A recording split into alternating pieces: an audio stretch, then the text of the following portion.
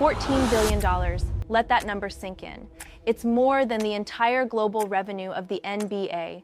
It's more than the GDP of dozens of countries. It's a figure that makes venture capitalists sit up, economists take notes, and corporations tremble.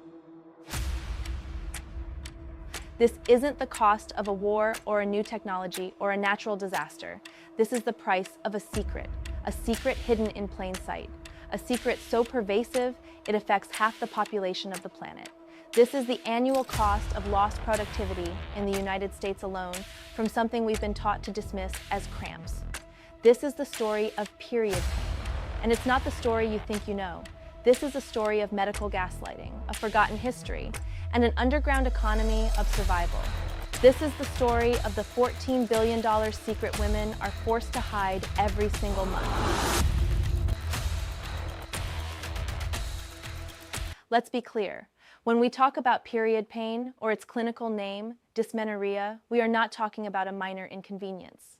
For up to 90% of menstruating women, it's a monthly reality. But for 20 to 30%, it's a debilitating, life-altering event.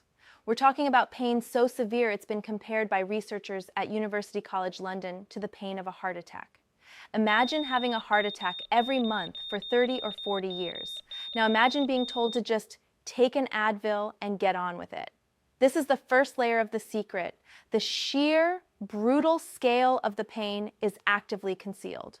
Society has a script for pain. If you have the flu, you stay home. If you break your leg, you get a cast and sympathy. But for period pain, the script is silence. The expectation is performance. You power through the meeting. You lead the conference call. You smile at your customers. You do it all while an invisible battle rages inside your body. And this performance, this silence, it has a cost. The $14 billion figure from the US is just the start. Globally, the numbers are staggering, but they're also incredibly hard to track. Why? Because women don't call in sick for period pain. It's seen as unprofessional, an excuse, a weakness. So they use other reasons, a migraine, a stomach bug, food poisoning. They mask the truth, contributing to a massive invisible drain on the global economy, a drain built on a foundation of shame. But why? Why is a biological function as natural as breathing treated like a shameful personal failing? To understand the secret, we have to unravel the lie. And that lie began thousands of years ago. Our journey starts in ancient Greece, with the father of medicine himself, Hippocrates. He and his colleagues believed in something called the wandering womb. The theory was that a woman's uterus could literally detach and roam around her body, causing everything from suffocation to emotional distress. The cure? Marriage and pregnancy, to anchor the womb in place. This wasn't just a quirky ancient belief, it was the seed of a powerful idea, that a woman's pain and suffering originated from her uniquely female anatomy, and that her biology was inherently flawed, unstable. This idea mutated and evolved over centuries. The Romans saw menstruating women as capable of souring wine and dulling knives. By the Victorian era, the wandering womb had been medicalized into hysteria. Victorian doctors, almost exclusively male, viewed menstruation as an illness, a sickness that made women frail, irrational, and unfit for education or work. They were prescribed bed rest, told to avoid intellectual stimulation, and essentially to disappear from public life for 1 week every month. Pain wasn't seen as a symptom to be solved. It was seen as a woman's natural, pathetic state. This historical baggage is not in the past. It's in our doctors' offices today. For decades, medical research has operated on a default male template. Male bodies were the standard. Female bodies were seen as too complex, too variable with their hormonal cycles. The result? A catastrophic gap in knowledge about women's health. Conditions like endometriosis, where tissue similar to the lining of the uterus grows outside the uterus, causing excruciating pain and infertility, take an average of 7 to 10 years to diagnose. 7 to 10 years of women being told their pain is normal, that they're exaggerating, that it's all in their head. The wandering womb is still with us. It just has a new name, medical gaslighting. So if the medical establishment for centuries failed to even acknowledge the problem, surely capitalism would see the opportunity, right? A problem affecting half the population, that's not a healthcare crisis, that's a trillion-dollar market. Someone must be trying to solve this. Well, yes and no. For most of the 20th century, the solution was simple: over-the-counter painkillers. But here's another secret: most of these drugs, like ibuprofen and naproxen, are general-purpose anti-inflammatories. They weren't designed specifically for the unique mechanism of menstrual pain, which is caused by hormone-like substances called prostaglandins. They're a blunt instrument for a delicate problem. They're a Band-Aid. A profitable Band-Aid, but a Band-Aid nonetheless. The goal wasn't to solve the pain. It was to manage it just enough for women to keep functioning, to keep showing up to work, to keep hiding the secret. The real innovation has been painfully slow. For years, the world of venture capital, the engine of innovation, was a boys' club. And that club had a serious blind spot. Female founders pitching solutions for menstrual health were met with blank stares. Questions like, is this market big enough? Do women really need this? The irony is breathtaking. They were staring at one of the largest, most underserved markets on the planet and couldn't see it. The very same cultural taboo that created the problem also blinded the people with the money to fix it. But now, the dam is breaking. A new industry is exploding: femtech. Startups are finally attracting billions in investment, developing everything from targeted therapies to AI-powered diagnostics. They are finally treating women's health not as a niche, but as the frontier of medicine and technology it truly is. They're not just building products, they're dismantling a century of neglect. They are capitalizing on the secret. So we have a history of dismissal, a medical system with a massive blind spot, and a business world that's only just woken up. For generations, this left women with nowhere to turn, no official channels, no credible solutions. So they created their own, and this is the biggest secret of all.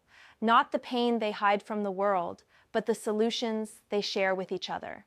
This is the Underground Railroad of menstrual health, a decentralized peer-to-peer network of knowledge, built in the shadows out of pure necessity. It exists in whispered conversations in office bathrooms. Try raspberry leaf tea. Have you heard of a TENS machine? It saved my life. You need to find a doctor who specializes in pelvic floor dysfunction. It exists in private Facebook groups and sprawling Reddit threads, where thousands of women trade information with the precision of medical researchers.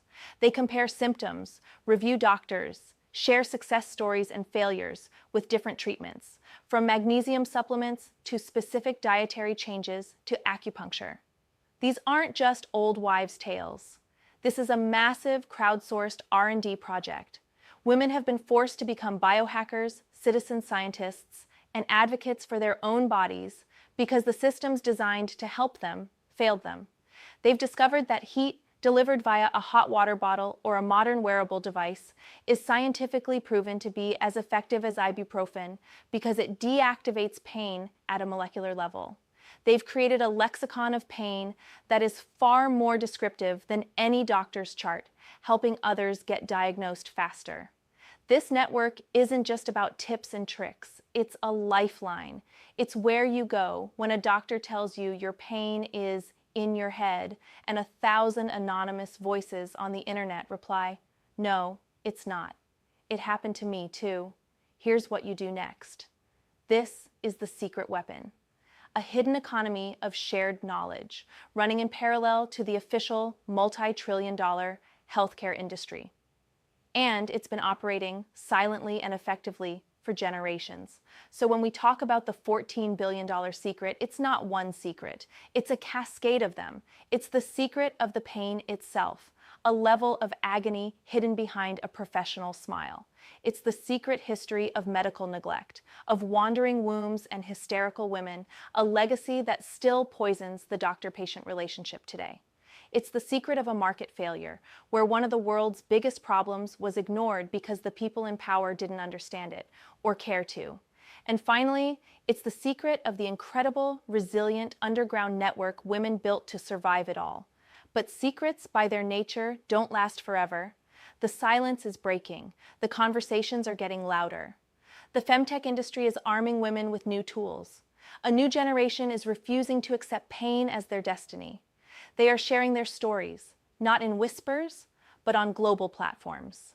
This isn't just a women's issue. It never was. It's an economic issue, a drag on our collective productivity. It's a healthcare issue, a symptom of a deeply flawed system. And it's a human issue about whether we value the health and potential of every member of society equally. Unlocking this one secret, solving this one problem, doesn't just improve the lives of half the population. It unlocks trillions of dollars in economic potential. It revolutionizes healthcare. It builds a more equitable and more prosperous world for everyone. The $14 billion isn't just a cost.